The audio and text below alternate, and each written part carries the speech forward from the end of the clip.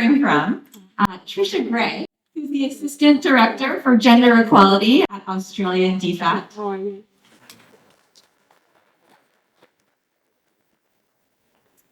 Brian, he the $400 million that we heard about earlier, but also has another title, and I want to remind you, Head of Cooperation for the Embassy of Canada in Vietnam. Thank you for being here. Jamshed Kazi, Country Representative for Indonesia and Liaison to ASEAN for UN Women. And moderating this chat is IX's own Chief Operating Officer, Angela Ng, who brings 25 years of experience in both finance and international development, including with the UN Secretariat at New York headquarters. So Angela, thank you, and over to you. Thank you so much, Sue. Well, I know it's the end of a 2-day intense discussion forum, so we will try to keep it very efficient and succinct, so that we can let everybody go off for their networking session and all this. So yes, I used to work for the UN in the New York headquarters. So stepping into this room after 10 years of not being in a UN facility felt like home, actually. So thank you everyone for welcoming me home in a smaller version of what I see in the New York headquarters. So you've seen all the different discussion, and this panel is literally about data and transparency, which is a big concern, as what you have heard from Natasha and our fellow colleagues and even in the previous panel discussion. So it's been amazing to see how this Orange movement now that we've been launching is actually pushing the frontiers of financial markets so that we can actually weave impact into the risk-return paradigm, as my colleague Paul has actually mentioned. But we can only do this if we're using a very data approach into ensuring that we're capturing all the data from the last mile. So I'm delighted to be moderating this panel that is going to have discussion of data for diversity, inclusion, and equity with all my panelists who are all practitioners and pioneers of embracing this concept in their approaches to building a gender-empowered financial system. So let me start with a question for Tricia. Tricia is sitting on our Orange Bond Steering Committee and has been leading a number of gender equity initiatives for DFAT over the past few years. She is also a core member of our Orange Movement, where it's actually Orange Movement is to give a more equal representation of voice for grassroots organizations to actually have a voice from the global south to engage at all the table discussion that's needed where decisions are made. So DFAT hosted a very engaging session in October last year, where we engaged several grassroots and civil organization members across the world to inform them about the development of the Orange Bond as a new asset class. So maybe Tricia, can you share some of the insight from that discussion and also from DFAT's other program that you will highlight for our audience so that we can know how we can actually participate in feminist finance, especially for the frontier of developing market? Thanks, Angela. Good afternoon, everyone. Conscious that we're standing between you and snacks. Just before I begin, I would say that what I will speak to you about is based on my personal and professional observations. It's not necessarily the stated views of the Australian government. Some of it is. Hopefully that will be obvious which is which. So I think, in the last couple of days, we've all seen that growing realisation that we need to do better with our metrics and data. It's a constant refrain that we hear, and partly because of accountability and so impact washing that we've talked about, also simply because it helps us develop better, more responsive, more appropriate products and services, make good investment decisions and be more efficient in our efforts to achieve impact.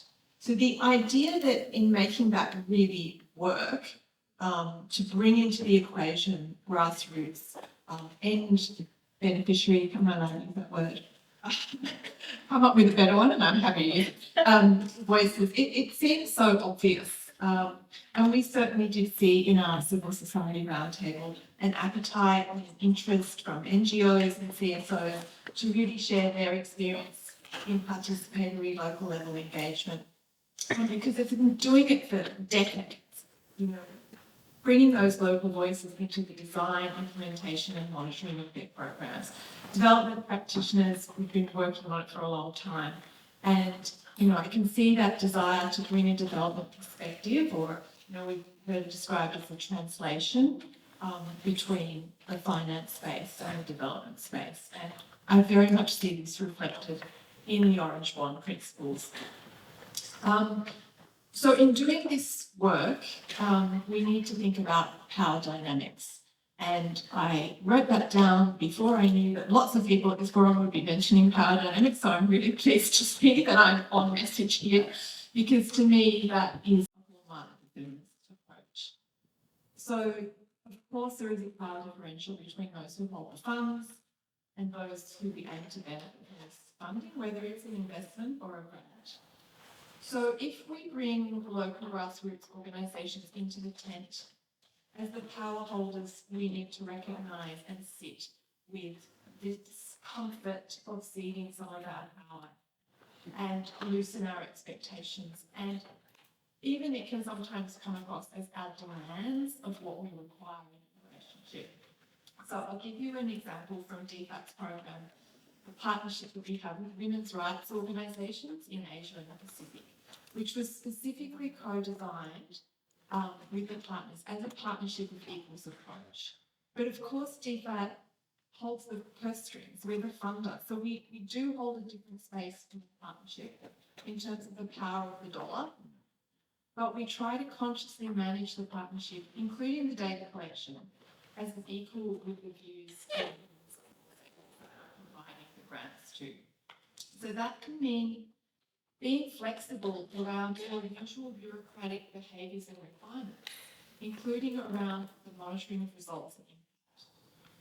We have shared impact goals, but we do sometimes have different understandings of what is feasible and what is sufficient M&E, what should be prioritised and how it should be presented and used.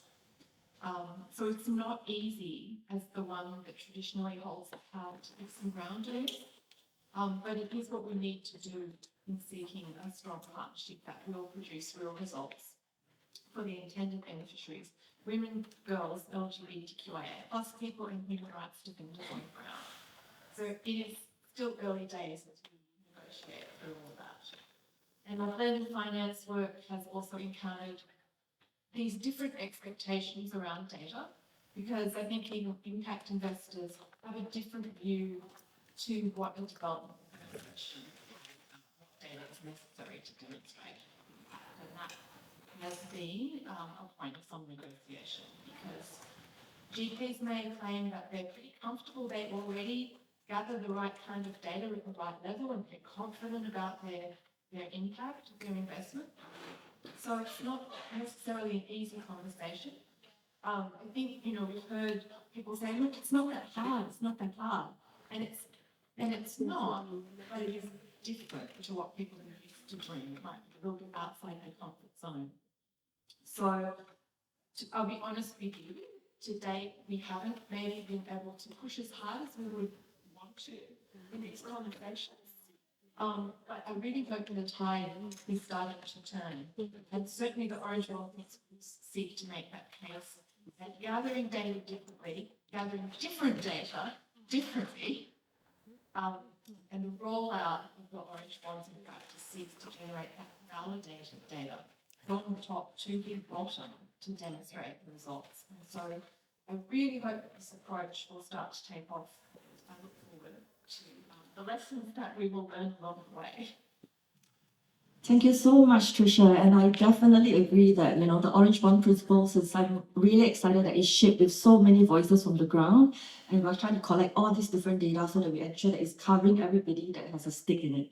So in IX, we don't like the word beneficiaries, as Natasha has pointed out. So we either use client or stakeholders, because they are all part of the voice of making this space work for what we're trying to do. Okay, let me go to Brian now. Brian, Canada has been at the helm of a feminist foreign policy for a number of years now. And GAC especially takes a very bottom-up approach, as we heard from my colleague Kathy on our IRE program that we are partnering with you in Vietnam.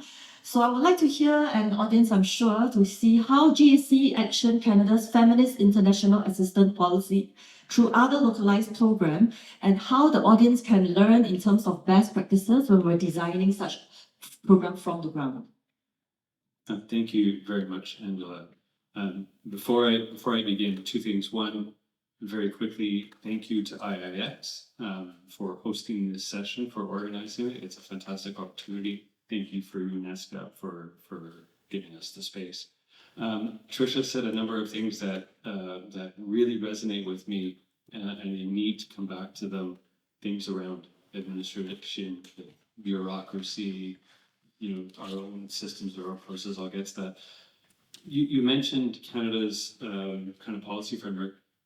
I'm very proud that I can sit here in a public setting and say Canada has a feminist government. Our Prime Minister declared when he got into power in 2015 that he was a feminist Prime Minister, established a gender equal cabinet, and things rolled out from there. Grateful to Sweden for leading the way on having a feminist foreign policy. We were very proud to come in as number 2, the second country in the world, to establish the feminist foreign policy, and then follow that up with the feminist international assistance policy. It's great for people like me and for colleagues that work in other governments to be able to toot our own horn and say, "Oh, look how great we are." But the reality is yes, we do a lot of good things, and we have a lot of good things, a lot of good images out there. But I think, as you alluded to, Tricia, we have a lot of reform to do internally. And it's somewhat depressing when I think about what our feminist international assistance policy said, not at the very front of that document, i.e. all about women and girls and empowerment, but rather at the back of the document, which was a commitment from the government of Canada to change the way we work, to reduce the burdens, to reduce the bureaucracy, to reduce the administration. And we haven't done that. I talked about $400 million. 2 nights ago, I had a call with Ottawa, panic call from my boss in Ottawa saying, "Oh, do you know of any opportunities to program unpaid care burden in Vietnam?" So, what are you talking about? We have a couple fantastic projects on unpaid care burden. Easily could program more money. And I said, "Why are you asking?" He said, "Well, back in 2019, the government of Canada allocated $100 million specifically for unpaid care burden programming. And 2024 is the deadline. So there's accountability for my government to report against that." The bean counters finally looked at the books and they realized last week, oh no, we have $13 million unprogrammed that's available. What are we going to do with this?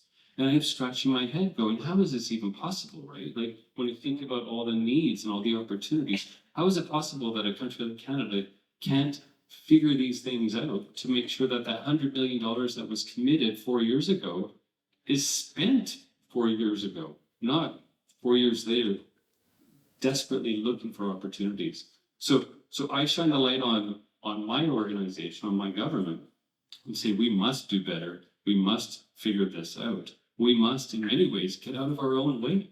Right? We have to reduce the burdens.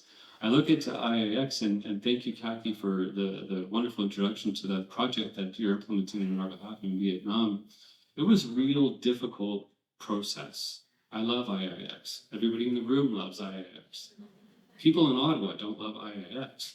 When I was going to get that project approved, you wouldn't believe the conversations I had to have. Well, what is this organization? How is this not distorting the market? How is this going to result in impact for women on the ground? And again, I'm scratching my head going, how is it possible that my headquarters is asking me these rudimentary, inaccurate questions?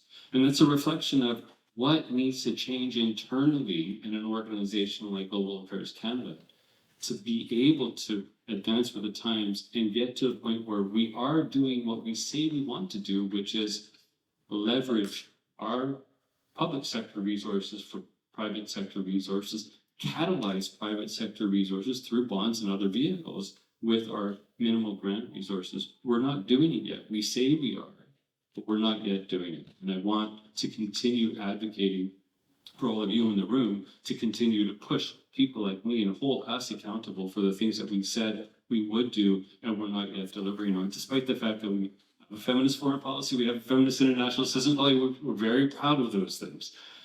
Just very, very quickly, what I would say is the experience with our work on the ground in Vietnam has led me to recognize there's a couple of key elements. One is a GBA plus analysis. So we can't get anywhere without having as a foundation a strong, robust GBA plus analysis.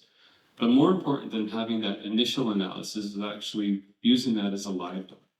So don't just do the analysis, put it on the shelf, but that's the Bible for the project throughout the life cycle of the project, and keep coming back to that. What's changed? What have we learned? How do we need to adapt it? So GBA analysis, GBA plus analysis is fundamental.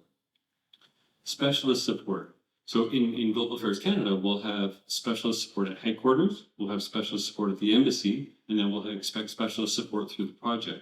And all of that range of expertise is vital to achieve results. But I would argue the most important is at the project level, because this is where we get that diversity, right? This is where we get the voice of the, not the beneficiary, of the client that actually matters the most, right? So we have to augment our work and our partnerships with this specialist expertise. And that's what we need to be able to bring to the table.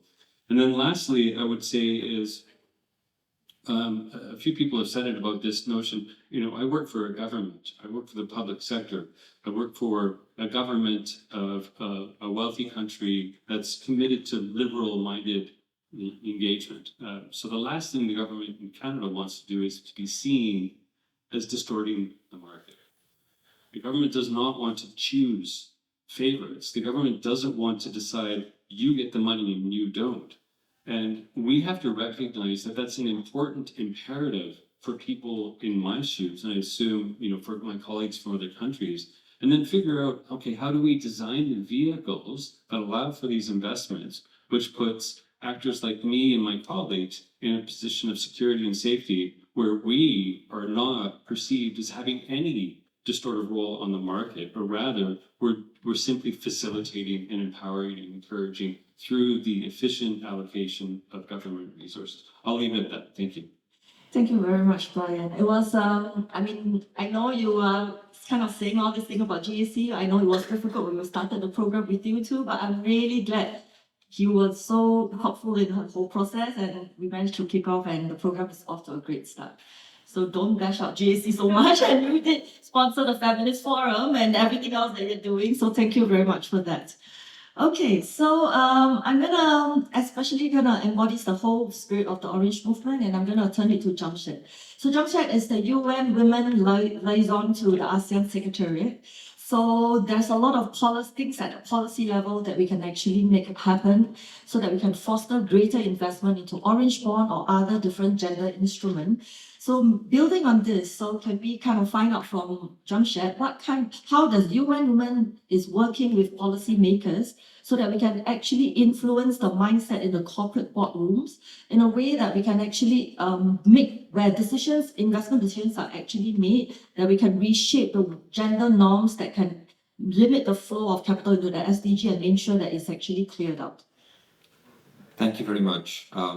That's a multi-layered question, and I know you had to compress. But I just want to say at the outset that, again, thank you for inviting. And it's very, very rare to be in a room where you hear Lambda 3, algebraic, formula, and gender in the same place. I haven't been to one of these meetings, so it is quite extraordinary. And I say this because, in all honesty, I think more of us should be in that space.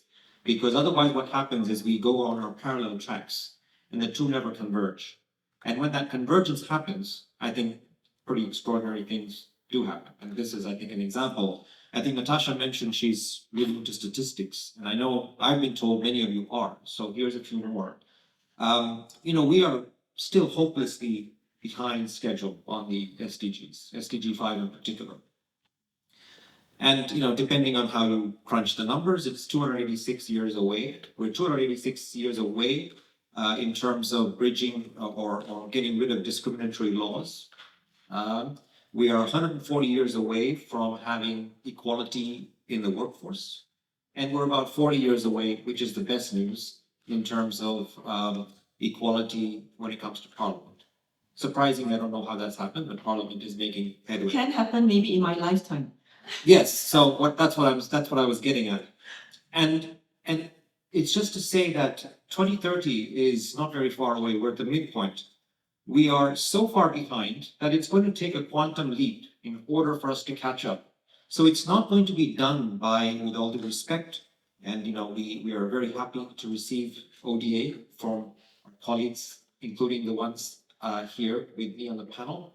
But the ODA flow is decreasing. It is still gender programming, still is about 2% of the overall pot.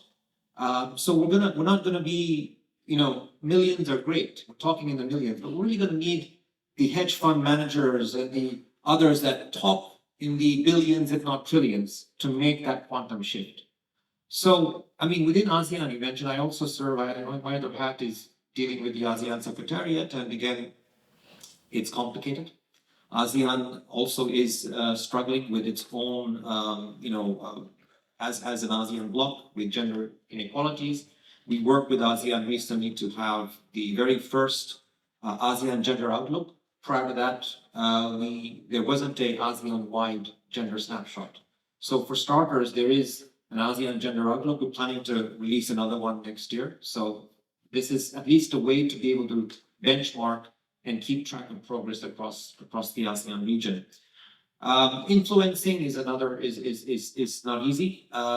We also work, for example, with the private sector. So UN Women has something called the UN Women Empowerment Principles. This is a voluntary principle which companies sign up to. I believe we have, check my notes, 2,600 signatories of private sector companies in this region.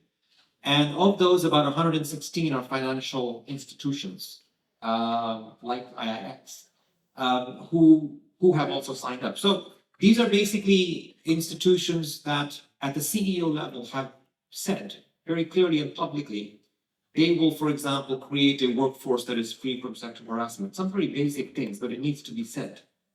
Equal pay for equal work.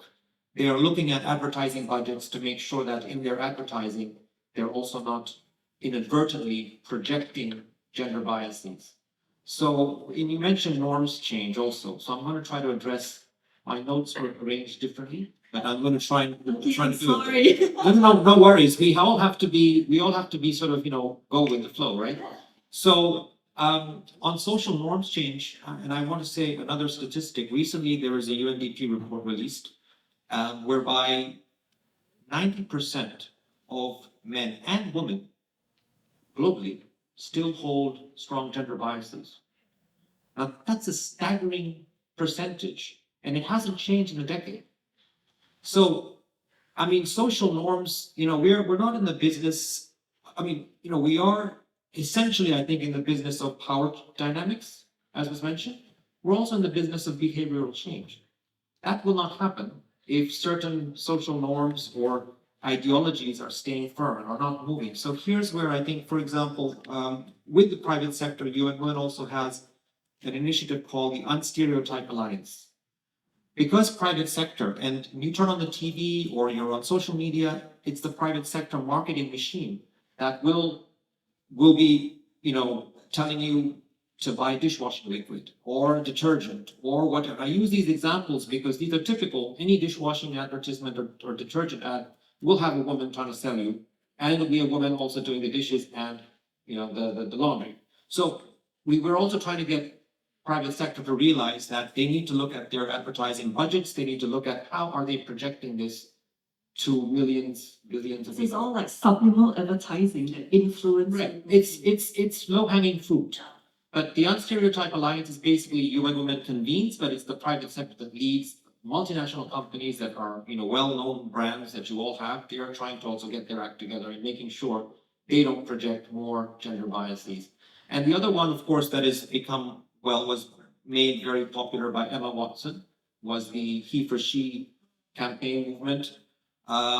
Again, that's in the same way, it's to get allyship, to get more men to join in. If truth be told, I did watch Emma Watson live when she came on stage. I was not with UN Women at the time. I later on became, so I think she had some part to play in trying to get more men to step up and look at gender equality is not somebody else's business, but very much part and parcel of positive masculinity and to also benefit all. Thank you so much, Debshed. I mean, I think we all are in line with that, given the number of men I also see in this room who doesn't shy away from attending a Feminist Finance Forum. So I think that's also a step in the right direction, and this will be the first of many. So we are also hoping that with this Orange movement, we will start to build a lot of more awareness about this gender equality and also create Orange alliances around the region. So we hope to have deeper conversation with UN Women and also with the ASEAN Secretary to see how we can actually make this happen in the region. For once, I think we can make Asia maybe take the lead on this and see how we can actually push it to the next level. Okay, let me come back to Tricia. So DFAT has been obviously a leader in building the genderless investing movement through the support of the Orange Bond Initiative and all this thing.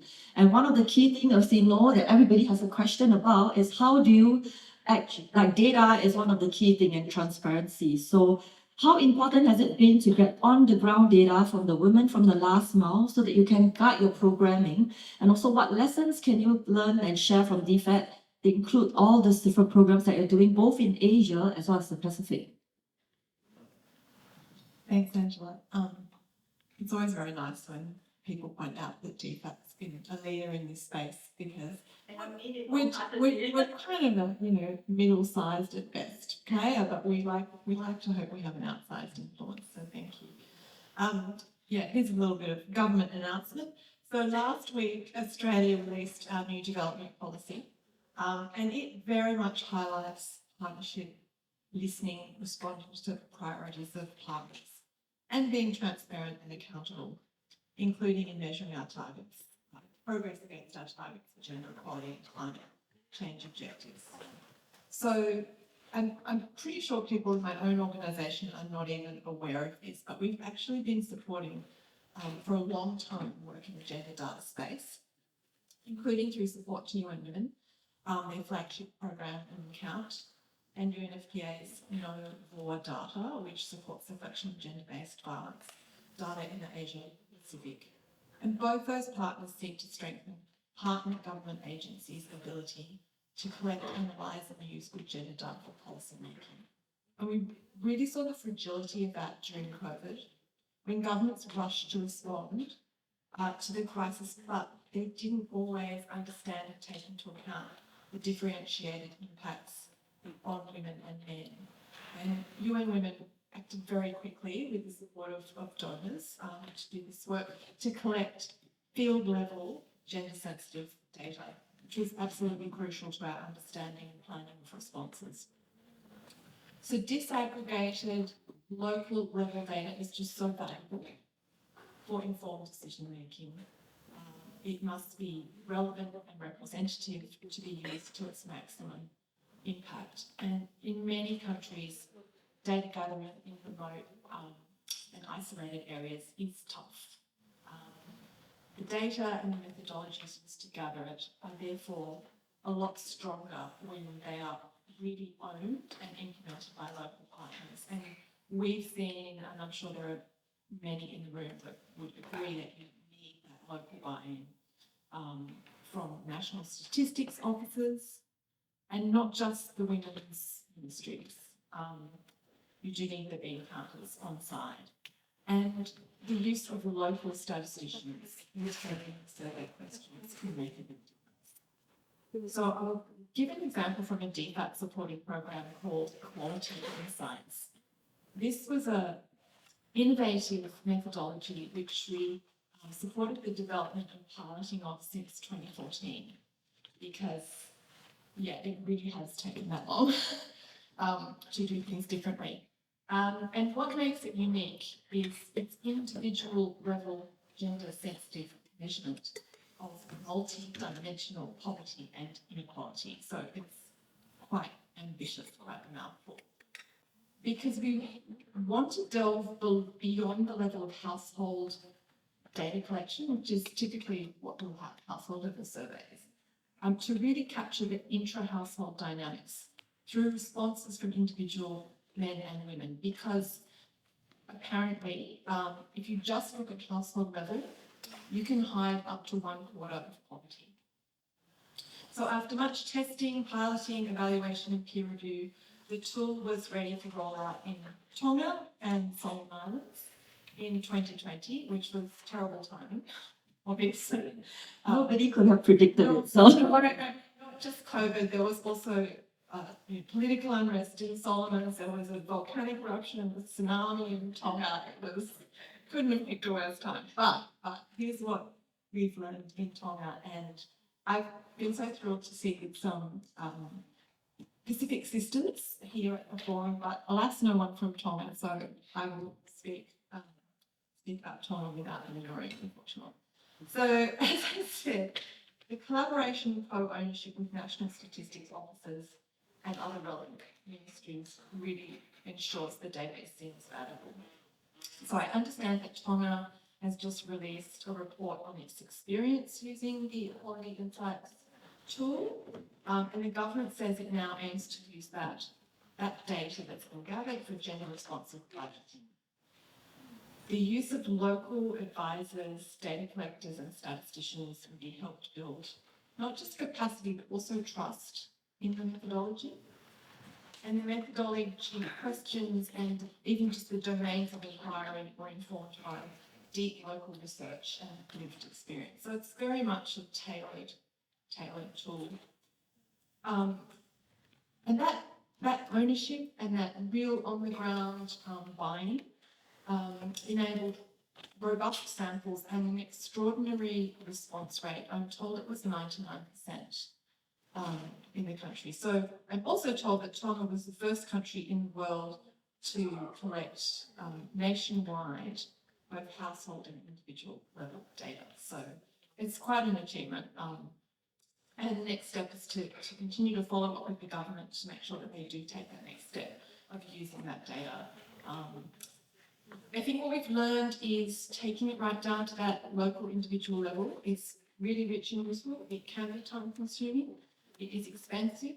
So we need practical ways of getting data from often hard to reach places. And it's great to see so much innovation in this space, including obviously through technology. And that's a key part of what you are doing. Yes, that's why we use IX values, and we still could collect the data when we could not travel to the field during the pandemic. So that's one of the reasons why. But since you mentioned about women count, I'm going to just have Brian and let me talk to Jamshed now about the next phase first, because since Tricia mentioned about one of the UN flagship program for data is Women Count, and when you have a data hub where you started to collect all the gender data gaps and then seeing how you can use this and make it available for people to actually make decisions. So Jamshed, what do you think with this? How do you envision the voices of women and girls that you have collected the last mile can actually be used to actually help audience who's looking to promote feminist finance to use this as a tool to mobilize more capital for women? Okay, thank you. And thank you very much, Tricia, for mentioning the Women Count program. I had, in my bid to try and economize on time, I skipped that part. It's an important part. But thank you for asking the question. As you mentioned, one of the reasons why the Women Count initiative was set up was because of this realization that there is so much of dearth of data and on the SDGs generally, but if you look at gender data, more than half of the data points we need don't exist. In other words, the member states often don't collect them on a systematic way. So you don't know what you don't know. So it's very hard to say where are you at any given point, and therefore very hard for decision makers to say this needs to happen, because where are your data points? You cannot talk on the basis of passion. As passionate as we may be, that doesn't quite make it. So the UN Women Count program is basically one where we are working very closely with national statistics organizations, building their capacity, understanding of gender data. Also being able to create an environment, an enabling environment for that data to be generated, but also make that data, unpack that data, because a lot of that data already exists in various other survey forms, and we don't have to reinvent the wheel. We just need to make sure we have some use some basic common methodological tools. Common parameters that you Common can actually parameters. So you're comparing apples and oranges and not different, but it is an enormously difficult task. Some of this costs a lot of money. So timely surveys, for example, which are often used to look at, for example, the burden of unpaid care. And Brian, you mentioned the unpaid care, and really that is one of the, if you look at, for example, women's labor force participation, and we always talk about that, like can we see this percentage increase? One of the most stubborn data or statistics has been women's labor force participation. Is you see more women enrolled in colleges and universities, almost outpacing the men or the boys. But what happens is there is something is amiss between tertiary education and getting in the labor force. And a lot of that has to do, I would argue, with the fact that we don't value, don't count, don't measure the unpaid care work. So if we we're looking at also the possibility, if we were to address this, it'd create roughly 182 million jobs in Asia Pacific or parts of Asia Pacific alone. That's a whole other opportunity for investment. So we were talking about where to invest. There are lots of startups in this area. There's a demand, not just for childcare, but for elderly care and the care in general. But in just to sort of, I just had something that has been bothering me, and I wanted to say it. It's just, I think it's very important. My plea to the investors out there would be to not set the bar higher for women than they do for men. What I mean by this is the following. In a lot of the conversations we've been having, we're kind of using the argument to say, because women are better, faster, more efficient, we should invest. No. There is an inherent value in having them to be an equal partner. So we're not asking the same thing of men. So if they're mediocre performers, we're okay investing in them. But the women have to be super efficient. Exactly. That's the so I think we have to sort of break that and try to make sure in our conversations and our convincing pitches, we kind of also look at some of the gender biases that inadvertently are coming through. So we don't want to. They already have enough to deal with, and so we don't want to set the bar much higher. So that would be my only sort of message to, I don't know if you are on board. Fair grounds and fair play for everyone in Equal an playing equitable field, way. Yeah. Thank you very much, Dr. So I'll come back to Brian now. So I think part of the whole approaches to kind of see how we can. So the Orange movement is beyond just Orange Bond. So it is several different avenues to what we can do in order to move this, including how we can actually make sure that investment or entrepreneurs or investors all kind of look at it in a gender neutral or equal way in that sense. So coming back to GAC, I think GAC, as you have heard, supported a broader program with ESCAP when we actually built the first 2 issuances in the WLB series, and both were now certified as Orange Bond. And this support was very, very instrumental to empower more than 630,000 women that we have. So I would like to kind of hear from Brian, how do you think donor agencies can now support more general Orange Bond issuances beyond what we're trying to do in Vietnam into the region, so that we can mobilize capital at scale from the international communities as well as the investors to make sure that women can be a solution to developmental challenges? Yeah, that's the silver bullet, isn't it? I know. It's a fascinating question. Thank you for it. I appreciate it. I can't speak on behalf of other governments. In my government, I know decisions will always be based on policy, on guidelines, on parameters, on regulations, and on political will, and that will never change.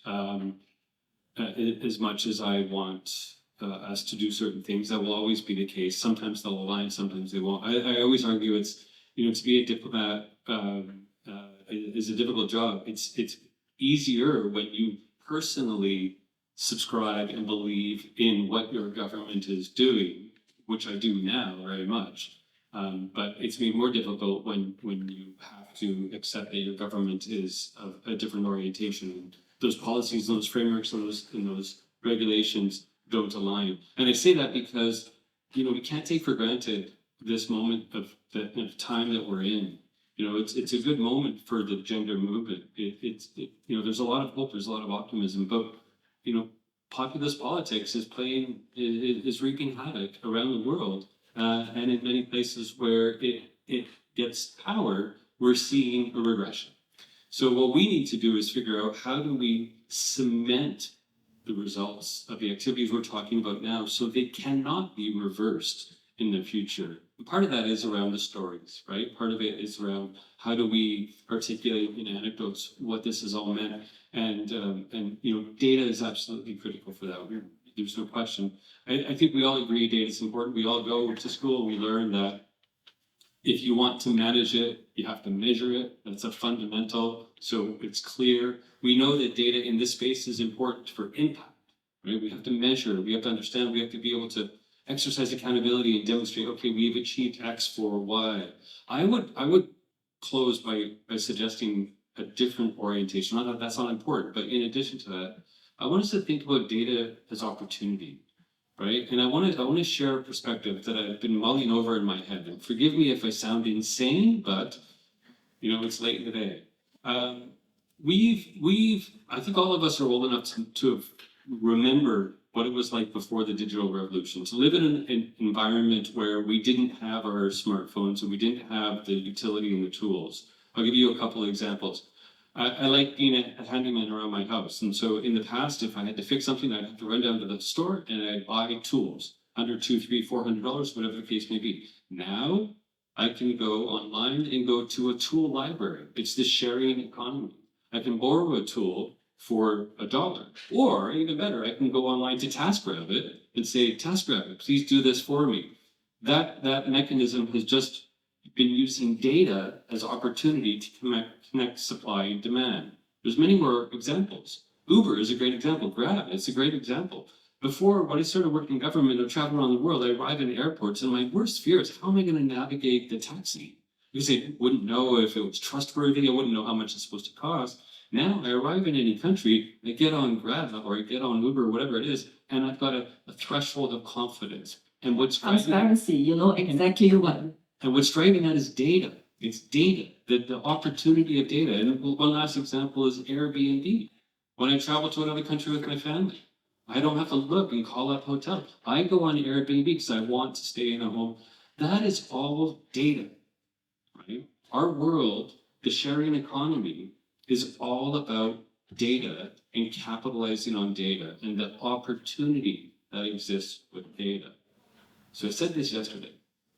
I want to see in this space, we talk about connecting solutions on the ground, the entrepreneurs, the innovators, the local women with capital at the international level.